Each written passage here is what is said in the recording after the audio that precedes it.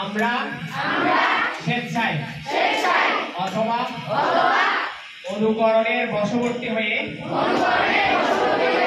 কখনো মাদক গ্রহণ করব না অথবা কাউকে মাদক গ্রহণ করতে উৎসাহিত করব না।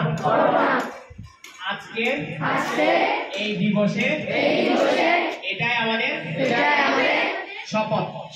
হে প্রভু আমাদেরকে শক্তি দিন, আমরা যেন বাংলাদেশকে একটি স্বাধীন সার্বভৌম ও